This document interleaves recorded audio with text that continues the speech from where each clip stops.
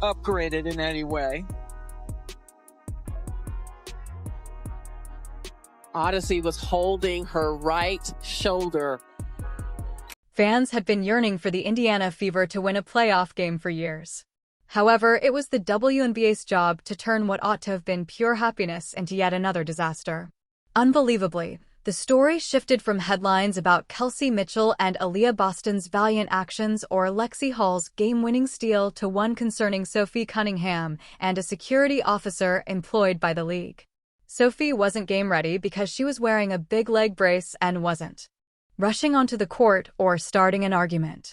As though Sophie had just hurried to the floor in the middle of a fight, a security guard chose to act like sheriff and yell at her.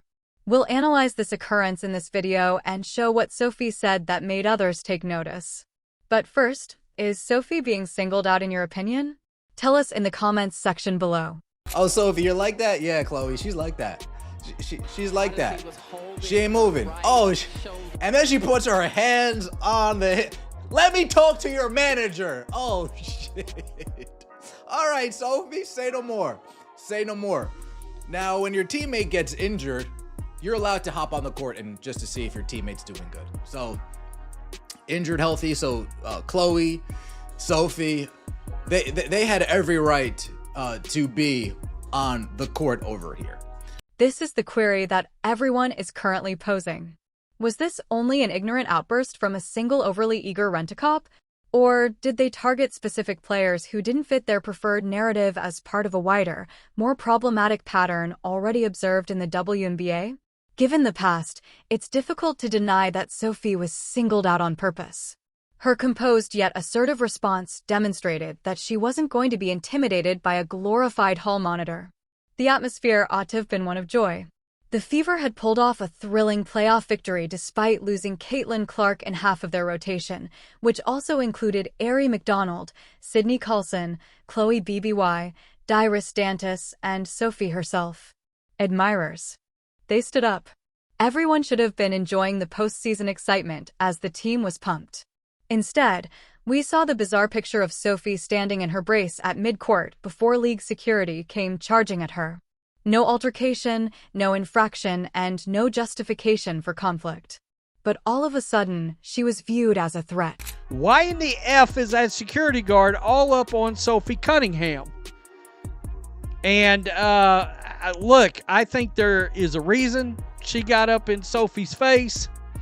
And I don't think there was any need to sort of bow up to Sophie like that. I don't think, and to Sophie's credit, she did not back down at all. Consider the optics in this situation. A security guy who appeared intent on intensifying what should have been nothing was leaning on Sophie Cunningham, who was obviously hurt and unable to run if she so desired. It was flawlessly captured by the camera. Sophie's face shifts from perplexed to irritated to the recognizable Cunningham scowl that fans are all too familiar with. That is the expression of someone who is asking, really? You're doing this at the moment. She had every right to give it, to be honest. Almost immediately, the incident went viral on social media. In a matter of minutes, videos of Sophie's confrontation were widely circulated. And the response was sheer indignation. Fans were able to observe firsthand how unnecessary the entire situation was, not because Sophie overreacted. Enforcement wasn't involved. It was harassment. Additionally, it directly contributes to the annoying story that Sophie has been following throughout her career. She is consistently portrayed as the antagonist. So Odyssey Sims goes down hard, and Sophie Cunningham, Caitlin Clark, Chloe Bibby are waiting for her at half court, and the cop tries to get Sophie Cunningham to move. Sophie Cunningham was like, "You're not going to get me to move. I'm waiting for Odyssey." And you could see during the review, look at Sophie Cunningham clapping, not moving, waiting for her teammate. That's the Fever for you. Why? Due to Sophie's non-compliance with the WNBA party line. She speaks up. She questions narratives. She is self-assured, unrepentant, and won't back down just because others want her to. And as a result, she has received different treatment from media outlets, opposing supporters, and now it seems, the league's own employees. This is the same Sophie Cunningham who frequently makes headlines on Twitter, has one of the loudest fan bases in women's basketball, and whose videos receive a lot of clicks.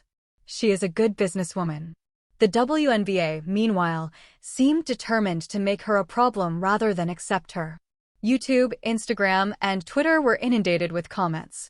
Sophie is treated this way because she doesn't match the league's standards, other people stated bluntly. Desired picture. Others drew attention to the discriminatory racial and cultural norms at work. The story would have been reversed if Sophie had been replaced by Angel Ree or Paige Beckers. Examine their leadership and passion. But all of a sudden, Sophie Cunningham, wearing a leg brace, is the issue. The league was informed by the fans that they weren't buying it.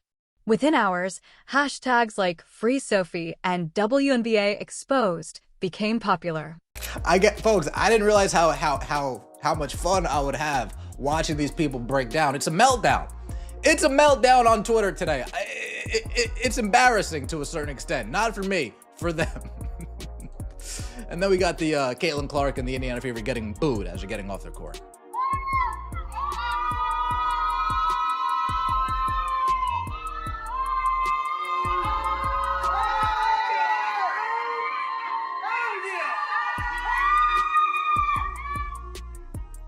The worst part is still to come. Sophie didn't even get more heated. She refused to back down. She didn't back down, but she also didn't blow up. She simply glared, held her ground, and resisted being harassed. To put it another way, she was more professional than the security man who started the altercation. And for that reason, the video became viral. She didn't start the drama. The league was the source of the drama. Let's make some connections now. Similar things have happened before. Recall the moment when security had to intervene because the referees were uneasy with Dane Carrington. The league moved quickly to protect Carrington. Everyone characterized it as unfair treatment, and the Players Association came together in support of her. So why was there no radio sound when Sophie experienced the same thing? Check this out right here. Yeah, you see this guy right here? Right in this Gentero area. You see this guy? The ref asked this dude to step out here. All right? Now, Cheryl Swoops wants this referee fired. She wants him fired. Look, he felt something. He felt something was amiss. Of course, Cheryl Swoops is defending Dijon. This goes beyond a single aggressive police officer. It concerns the persistent issue of players that don't fit the model in the WNBA. Since her first season, Caitlin Clark has had to deal with this reality, being targeted, ridiculed, pushed, and hacked on the court while the league ignores it and the referees ignore it. For years, Sophie has been portrayed as the antagonist. When you combine the two plots, an unsettling pattern becomes apparent. The WNBA has no idea how to deal with celebrities that don't match their ideal storyline. They isolate them rather than accept them. Ironically, Caitlin Clark and Sophie Cunningham are both the ideal players for the league. Festive. They increase engagement, are marketable, and are well-liked. Fans still talk about Sophie, even when she's hurt. She is the greatest attraction in the history of women's basketball, Clark. However, the WNBA allows referees and officials to abuse them rather than shielding them. Fans become frustrated with the league overall as well as with the current situation when they witness it. They hate Sophie Cunningham because she's white, she's beautiful, all these things, right? Let's keep it real. Let's keep it 100, as they say. Sophie Cunningham is the most beautiful woman in this league.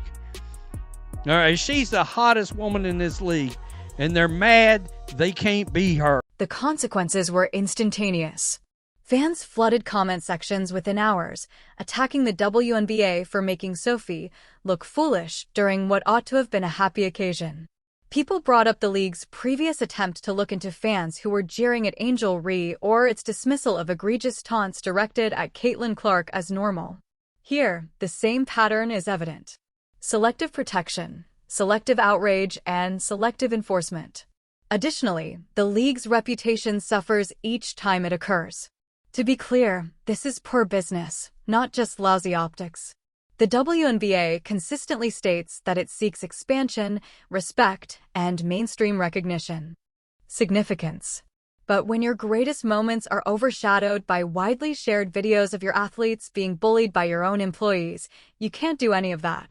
Their favorite celebrities should not be marginalized